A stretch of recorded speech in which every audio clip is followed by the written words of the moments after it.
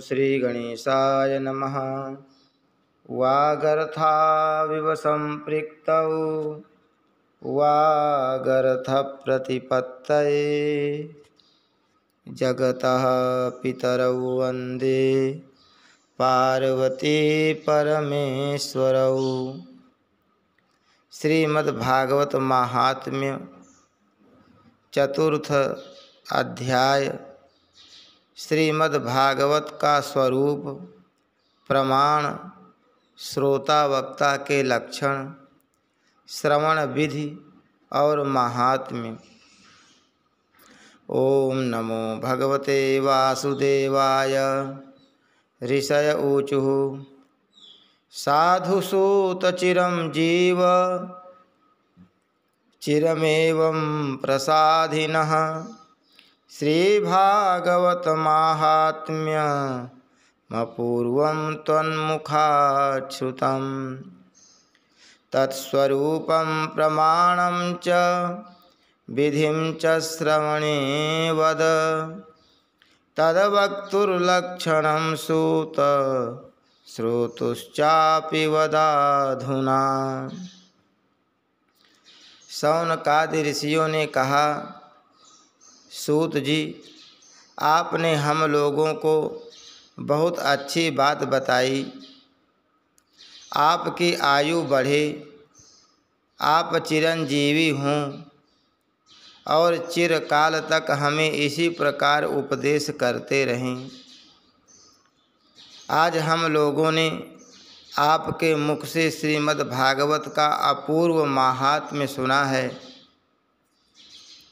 सूत जी, अब इस समय आप हमें यह बताइए कि श्रीमद्भागवत का स्वरूप क्या है, उसका प्रमाण, उसकी श्लोक संख्या कितनी है, किस विधि से उसका श्रवण करना चाहिए तथा श्रीमद्भागवत के वक्ता और श्रोता के क्या लक्षण हैं। अभिप्राय यह कि उसके वक्ता और श्रोता कैसे होने चाहिए। सूत जी कहते हैं, ऋषिगण, श्रीमद्भागवत और श्री भगवान का स्वरूप सदा एक ही है और वह है सच्चिदानंदमय। भगवान श्री कृष्ण में जिनकी लगन लगी है, उन भावुक भक्तों के हृदय में जो भगवान के माधुर्य भाव को अभिव्यक्त करने वाला, उनके दिव्य माधुर्य रस का आस्वादन कराने वाला सर्वोत्कृष्ट वचन है, उसे श्रीमद्भागवत समझो। जो वाक्य ज्ञान, विज्ञान, भक्ति एवं इनके अंगभूत साधन चतुष्टय को प्रकाशित करने वाला है तथा जो माया का मर्दन करने में समर्थ है, उसे भी तुम श्रीमद्भागवत समझो। श्रीमद्भागवत अनंत अक्षर स्वरूप है। इसका नियत प्रमाण भला कौन जान सकता है। पूर्व काल में भगवान विष्णु ने ब्रह्मा जी के प्रति 4 श्लोकों में इसका दिग्दर्शन मात्र कराया था। विप्रगण इस भागवत की अपार गहराई में डुबकी लगाकर इसमें से अपनी अभीष्ट वस्तु को प्राप्त करने में केवल ब्रह्मा, विष्णु और शिव आदि ही समर्थ हैं, दूसरे नहीं। परंतु जिनकी बुद्धि आदि वृत्तियां परिमित हैं, ऐसे मनुष्यों को हित साधन करने के लिए श्री व्यास जी ने परीक्षित और सुखदेव जी के संवाद के रूप में जिसका गान किया है, उसी का नाम श्रीमद्भागवत है। उस ग्रंथ की श्लोक संख्या 18,000 है। इस भवसागर में जो प्राणी कलिरूपी ग्राह से ग्रस्त हो रहे हैं, उनके लिए वह श्रीमद्भागवत ही सर्वोत्तम सहारा है। अब भगवान श्री कृष्ण की कथा का आश्रय लेने वाले श्रोताओं का वर्णन करते हैं। श्रोता दो प्रकार के माने गए हैं, प्रवर उत्तम तथा अवर अधम। प्रवर श्रोताओं के चातक, हंस, शुक और मीन आदि कई भेद हैं। अवर के भी वृक, भूरंड, वृष और उष्ट्र आदि अनेक भेद बतलाए गए हैं। चातक कहते हैं पपीहे को, वह जैसे बादल से बरसते हुए जल में ही स्पृहा रखता है, दूसरे जल को छूता ही नहीं। उसी प्रकार जो श्रोता सब कुछ छोड़कर केवल श्री कृष्ण संबंधी शास्त्रों के श्रवण का व्रत ले लेता है, वह चातक कहा गया है।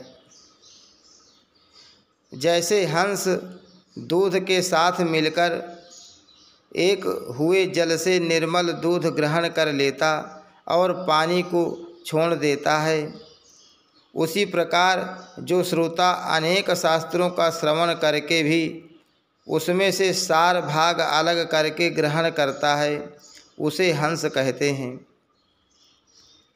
जिस प्रकार भली भांति पढ़ाया हुआ तोता अपनी मधुर वाणी से शिक्षक को तथा पास आने वाले दूसरे लोगों को भी प्रसन्न करता है, उसी प्रकार जो श्रोता कथावाचक व्यास के मुँह से उपदेश सुनकर उसे सुंदर और परिमित वाणी में पुनः सुना देता और व्यास एवं अन्यान्य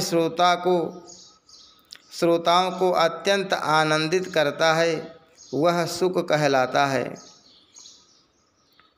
जैसे क्षीर सागर में मछली मौन रहकर अपलक आँखों से देखती हुई सदा दुग्ध पान करती रहती है, उसी प्रकार जो कथा सुनते समय निर्निमेष नयनों से देखता हुआ मुँह से कभी एक शब्द भी नहीं निकालता और निरंतर कथा रस का ही आस्वादन करता रहता है, वह प्रेमी श्रोता मीन कहा गया है।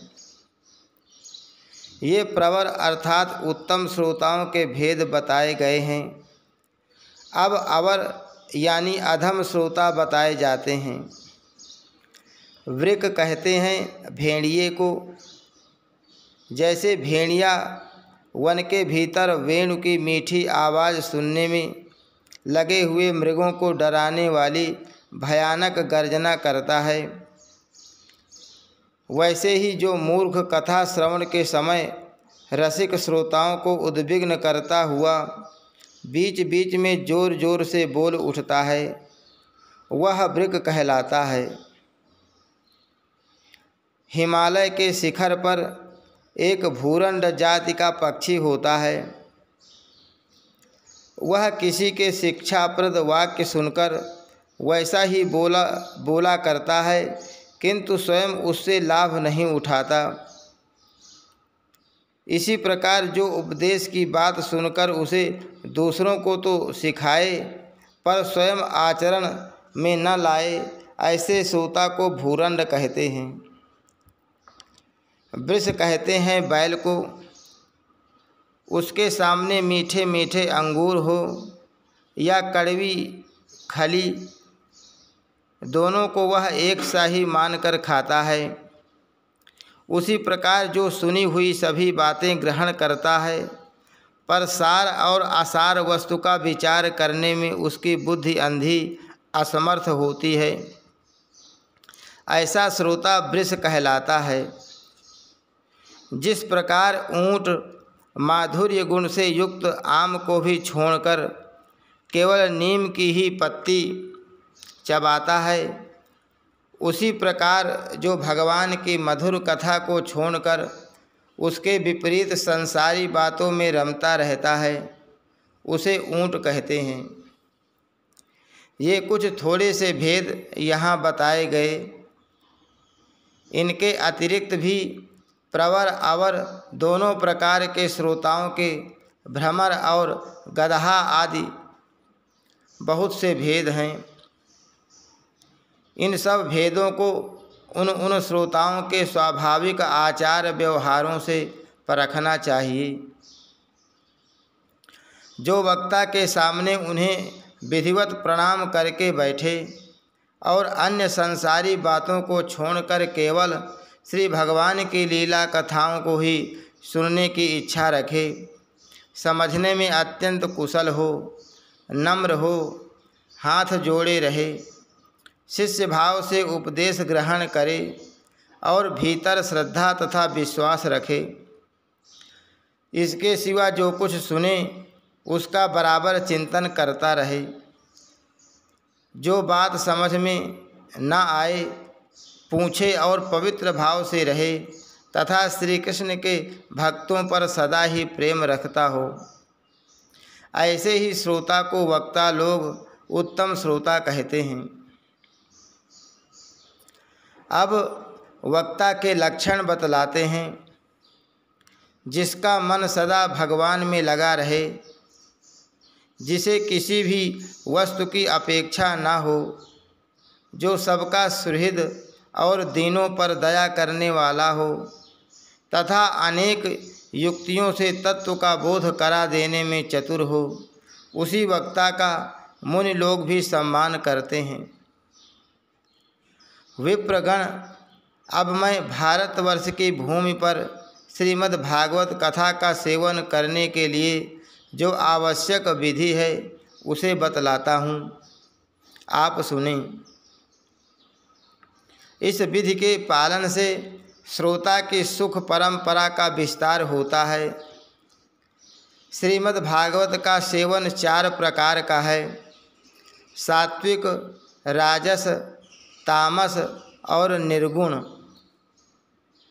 जिसमें यज्ञ की भांति तैयारी की गई हो, बहुत सी पूजा सामग्रियों के कारण जो अत्यंत शोभा संपन्न दिखाई दे रहा हो और बड़े ही परिश्रम से बहुत उतावली के साथ 7 दिनों में ही जिसकी समाप्ति की जाए, वह प्रसन्नता पूर्वक किया हुआ श्रीमद् भागवत का सेवन राजस है।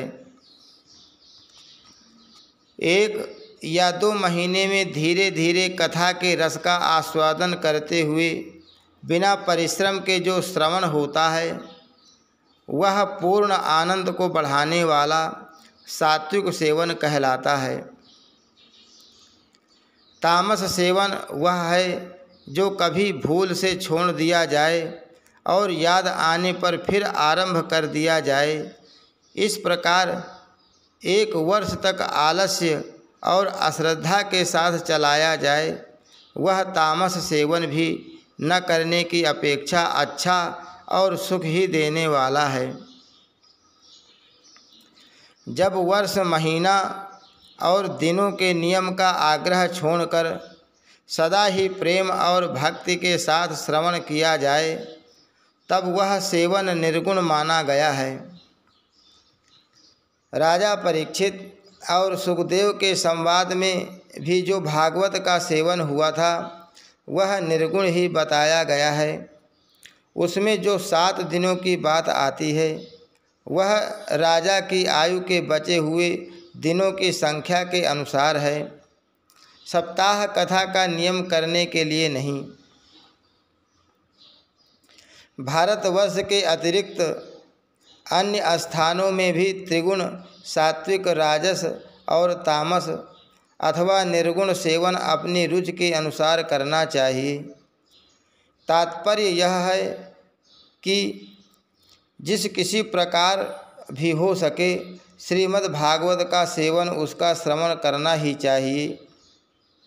जो केवल श्री कृष्ण की लीलाओं के ही श्रवण, कीर्तन एवं रसास्वादन के लिए लालायित रहते और मोक्ष की भी इच्छा नहीं रखते, उनका तो श्रीमद् भागवत ही धन है। तथा जो संसार के दुखों से घबराकर अपनी मुक्ति चाहते हैं, उनके लिए भी यही इस भवरोग की औषधि है।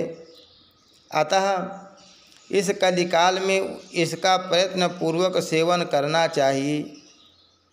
इनके अतिरिक्त जो लोग विषयों में ही रमण करने वाले हैं, सांसारिक सुखों की ही जिन्हें सदा चाह रहती है, उनके लिए भी अब इस कलयुग में सामर्थ्य, धन और विधि विधान का ज्ञान न होने के कारण कर्म मार्ग यज्ञादि से मिलने वाली सिद्धि अत्यंत दुर्लभ हो गई है।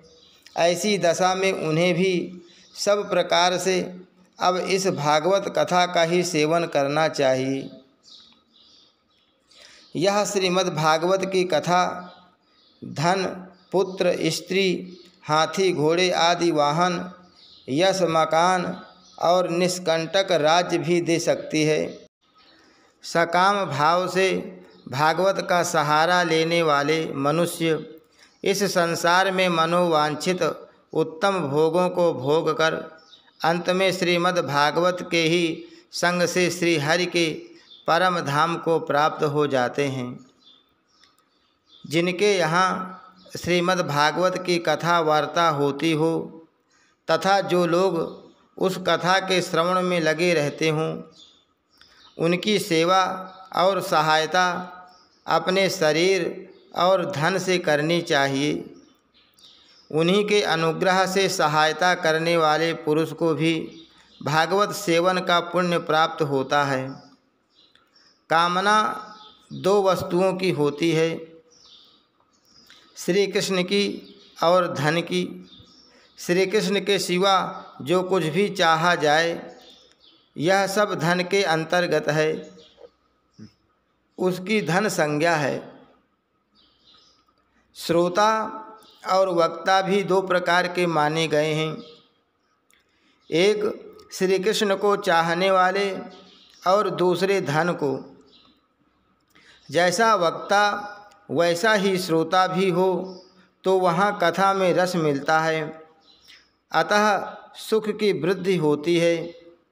यदि दोनों विपरीत विचार के हों तो रसाभास हो जाता है, अतः फल की हानि होती है। किंतु जो श्री कृष्ण को चाहने वाले वक्ता और श्रोता हैं, उन्हें विलंब होने पर भी सिद्धि अवश्य मिलती है। पर धनार्थी को तो तभी सिद्धि मिलती है जब उनके अनुष्ठान का विधि विधान पूरा उतर जाए। श्री कृष्ण की चाह रखने वाला सर्वथा गुणहीन हो और उसकी विधि में कुछ कमी रह जाए तो भी यदि उसके हृदय में प्रेम है तो वही उसके लिए सर्वोत्तम विधि है। सकाम पुरुष को कथा की समाप्ति के दिन तक स्वयं सावधानी के साथ सभी विधियों का पालन करना चाहिए।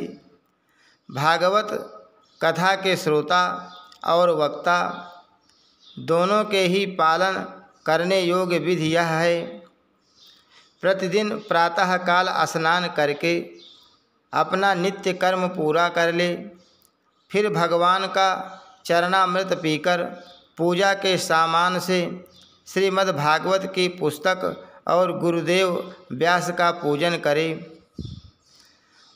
इसके पश्चात अत्यंत प्रसन्नता पूर्वक श्रीमद् भागवत की कथा स्वयं कहे अथवा सुने। दूध या खीर का मौन भोजन करे, नित्य ब्रह्मचर्य का पालन और भूमि पर शयन करे, क्रोध और लोभ आदि को त्याग दे। प्रतिदिन कथा के अंत में कीर्तन करे और कथा समाप्ति के दिन रात्रि में जागरण करे। समाप्ति होने पर ब्राह्मणों को भोजन कराकर उन्हें दक्षिणा से संतुष्ट करे। कथावाचक गुरु को वस्त्र आभूषण आदि देकर गौ भी अर्पण करे। इस प्रकार विधि विधान पूर्ण करने पर मनुष्य को स्त्री, घर, पुत्र, राज्य और धन आदि जो जो उसे अभीष्ट होता है वह सब मनोवांछित फल प्राप्त होता है। परंतु सकाम भाव बहुत बड़ी विडंबना है, वह श्रीमद् भागवत की कथा में शोभा नहीं देता। श्री सुखदेव जी के मुख से कहा हुआ यह श्रीमद् भागवत शास्त्र तो कलयुग में साक्षात श्री कृष्ण की प्राप्ति कराने वाला और नित्य प्रेमानंद रूप फल प्रदान करने वाला है। हरि शरणम। श्री कृष्णार्पणमस्तु।